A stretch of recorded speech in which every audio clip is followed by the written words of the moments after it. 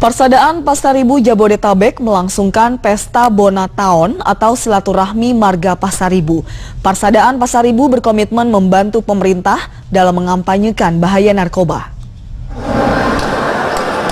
Bantahan narkoba mantan Ketua Umum Pasaribu. Persaudaraan Pasaribu atau Kerukunan Marga Pasaribu se-Jabodetabek melangsungkan acara Pesta Bonataon atau acara silaturahmi sesama Marga Pasaribu se-Jabodetabek. Pesta Bonataon ini merupakan bentuk rasa syukur setelah melalui berbagai hal pada tahun sebelumnya. Pesta Bonataon adalah salah satu agenda besar dan penting setiap awal tahun dan setiap pengumuman atau perkumpulan marga-marga khususnya yang ada di Jakarta.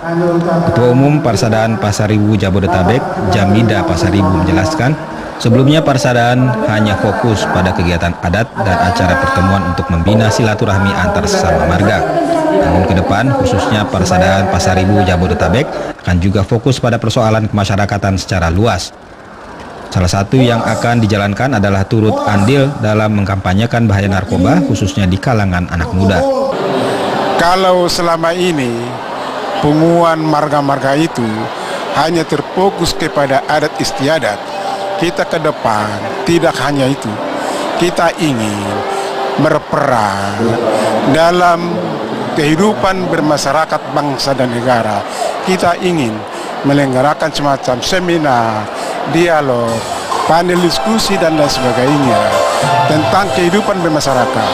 Mungkin dalam waktu dekat kita akan fokus kepada hal-hal yang terkini, terutama bagaimana caranya menyelamatkan generasi muda dari bahaya narkoba. Pesta Bonataon diawali dengan acara kebaktian. Pada acara Bonataon tahun ini dilangsungkan pula pelantikan pengurus Persaudaraan Pasaribu Jabodetabek 2018-2022.